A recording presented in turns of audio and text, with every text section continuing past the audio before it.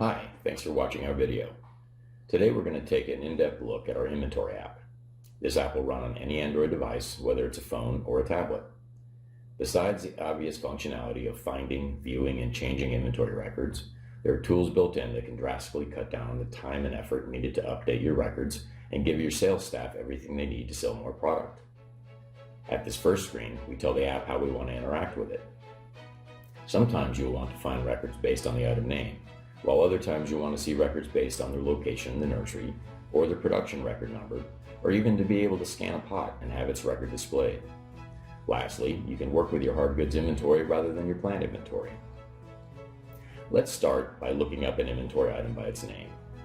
I'm typing in H-E-L, and here is what is presented for us.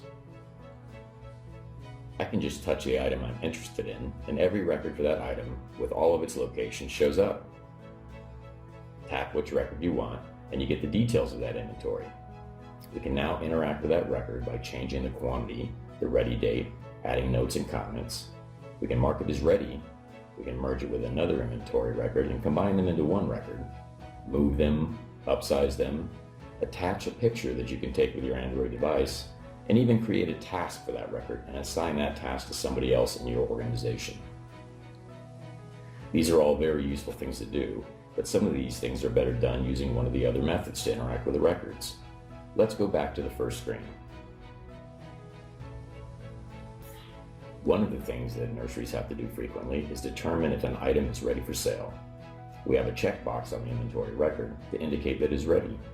So we need to find the items that are now turning ready and mark them accordingly.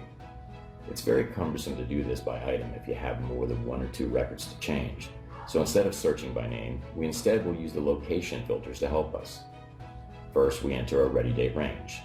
Let's request items that should be ready a month ago to items that are estimated to be ready 2 weeks from now.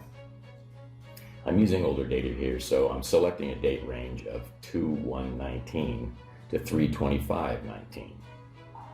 Next, we click the switch for not ready only. Lastly, we tap the items by location menu item.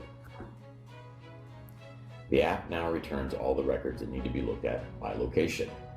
This allows us to go to each location, review the status of each inventory record that isn't ready yet, and potentially could be.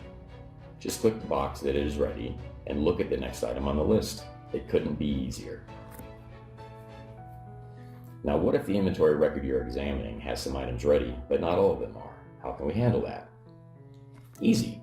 We'll use the move function and split the crop, telling it how many are ready, and the app takes care of the rest. We now have part of it marked as ready to sell, and the rest is waiting for our next review. We hope you've enjoyed our review of the inventory app and look forward to producing more videos of this type on other advanced functions that can be found in our nursery management system. Take control of your nursery today. Winplant is the way.